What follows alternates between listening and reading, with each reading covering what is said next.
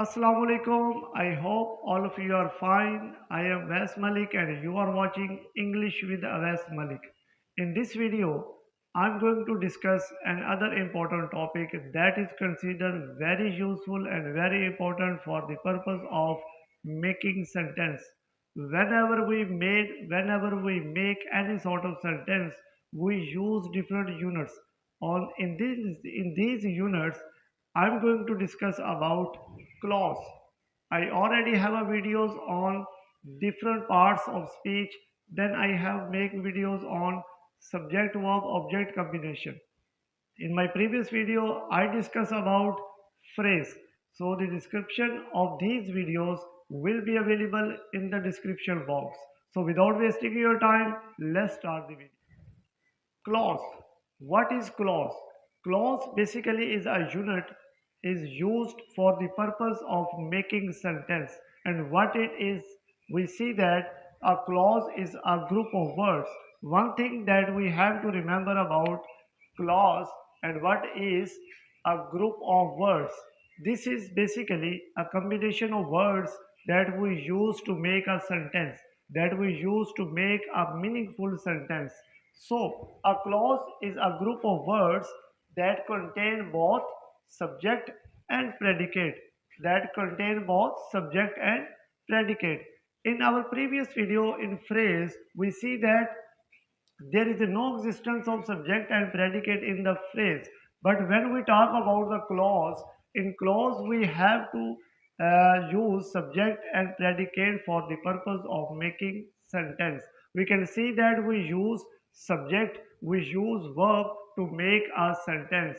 One thing that is also important about the clause that it sometimes give a meanings and sometimes it doesn't give any sort of meaning. So we use it for the purpose of conversation, we use it for the purpose of making uh, certain so here we have an example of clauses. We can see that he plays cricket regularly. He plays cricket regularly. So here we can see that he is a subject. Plays is a verb. So we can see that we can also use it that he plays. Here we have a subject, then we have a verb. So what does we can gain from this sentence? That here is a phrase clause which has subject and verb as well. So in the next example we can see that you, and what you is a pronoun and acting like a subject. And next we have a sit we can see that a verb. So we have a two things, subject and verb, and when these two things becomes in a single sentence, in single groups of word, we can see that these are the clauses. So in next example we can see that I fear that I will fail. That I will fail. So here I will fail basically is a clause. We can see that here that subject, here we have verb. So that I will fail. So these are the few examples which give us a hint and which give us idea about what clause is. So clause is basically is a group of words that we use for the purpose of making sentence. And one thing that we have to remember about clause is that it has subject and predicate. So further we have a different types of clauses as well. So in types of clauses we can see that we have a two major types of clause. First we have independent clause and second we have a dependent clause. So these two are the different types of or two major types of clause that we have. In independent clause are basically those clause which we can use and which doesn't depend on the other clause or phrase as well to conveying a certain meanings. So but in dependent clause, as this word shows that dependent, they depend on the other clause, they depend on other phrase to make a meaning, to make a sense. So further we have a sub types of the dependent clause.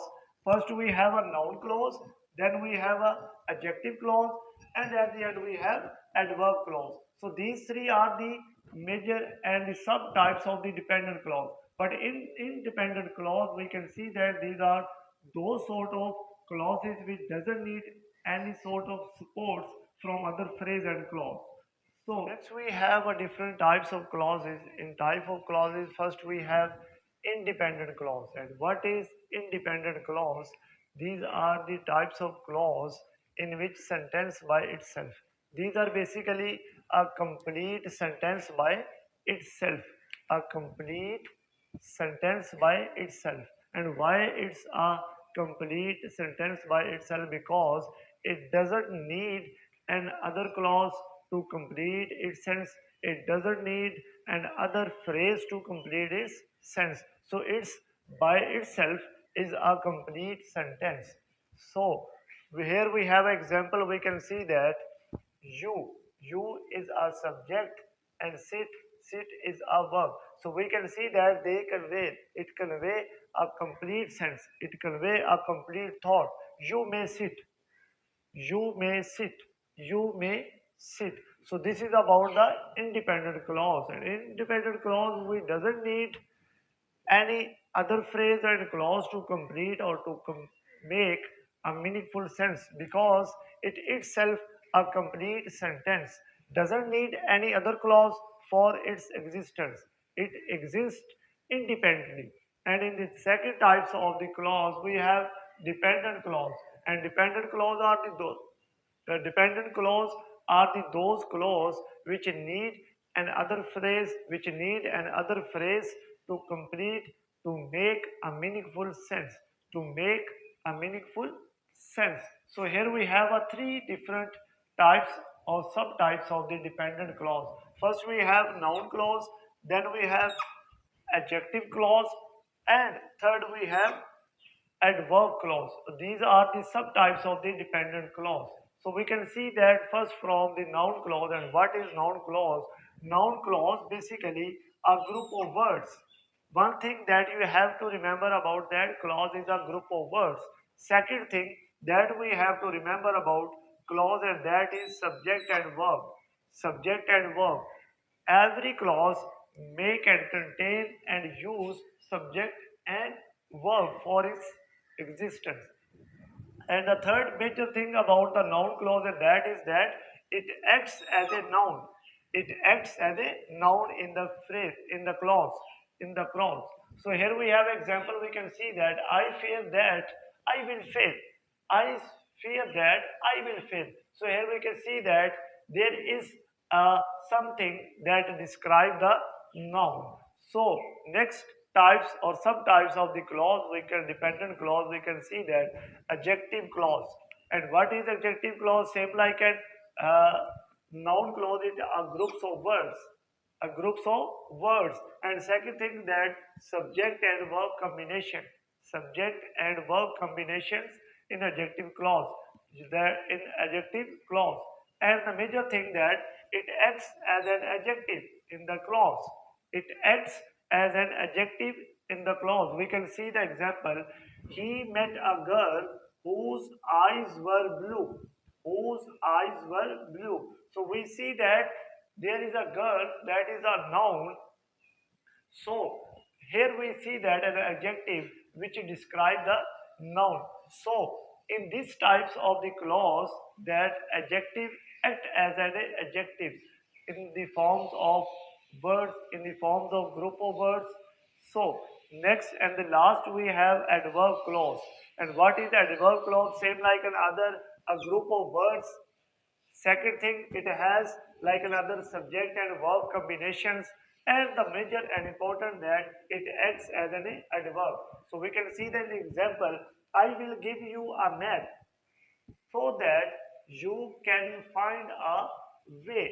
So we can see that here is a adverb which is used and which is describe the verb. So we can see that in adverb clause they describe the adverb in the clause, adverb in the clause.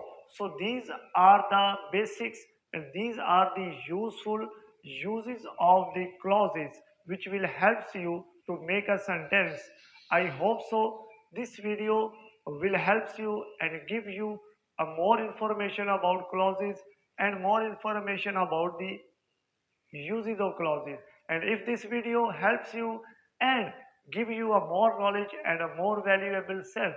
So you may please share it with your friends, with your fellows and others. Thank you.